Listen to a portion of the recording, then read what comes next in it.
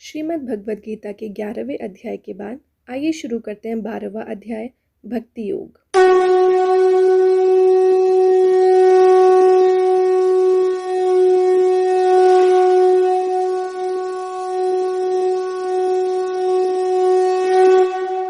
इस अध्याय में श्री कृष्ण बता रहे हैं कि जो मनुष्य अपनी इंद्रियों को वश में करके सबके प्रति संभाव रखते हुए सबका कल्याण चाहते हुए और उस परम सत्य निराकार और अव्यक्त पर ध्यान लगाते हैं, वो सभी मनुष्य अंत में उन्हें पा ही लेते हैं।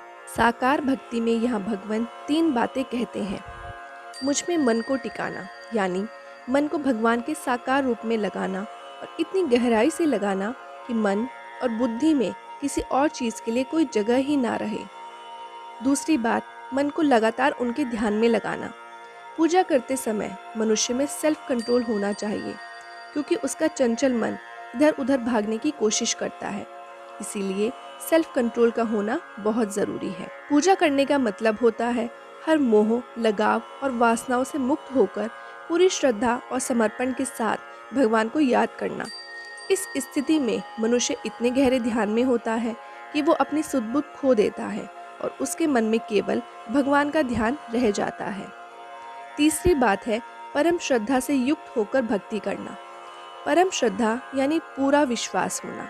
श्रद्धा एक ऐसा भाव है जो मनुष्य के दिल में जन्म लेता है। इसमें भाव प्रधान होता है, इसलिए भक्ति में श्रद्धा का होना बहुत ज़रूरी है। श्री कृष्ण आगे कहते हैं कि निराकार परम आत्मा की साधना ऐसे मनुष्य के लिए बहुत मुश्किल होती है जिनमें आसक्ति यानी लगाव होता है, यानी जिसका मन ध्यान संसार में लगा हुआ होता है। ऐसे लोग बॉडी कॉन्शियसनेस में जीते हैं। ऐसे मनुष्यों को देह अभिमानी कहा जाता है।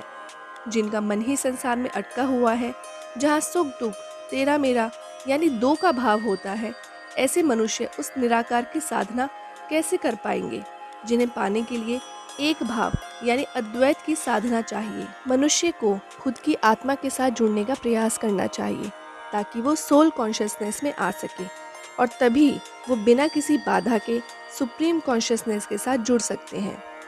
इसीलिए श्री भगवान 4 तरीके बताते हैं। सबसे पहला है अभ्यास करना।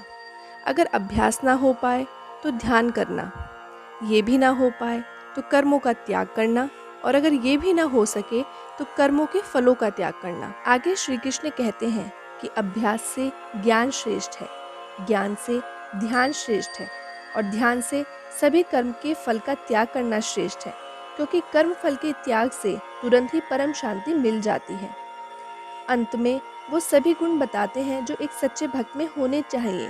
ये हैं किसी से घृणा ना करना, किसी को दुख ना पहुंचाना, किसी से भेदभाव ना करना, माफ करने का भाव रखना, किसी भी मनुष्य जगह चीज़ों से लगाव ना रखना, हमेशा संतोष के भाव में जीना, जीवन की हर परिस्थिति में समान बने रहना, पूरी श्रद्धा के साथ भगवान की अनन्य भक्ति करना आदि।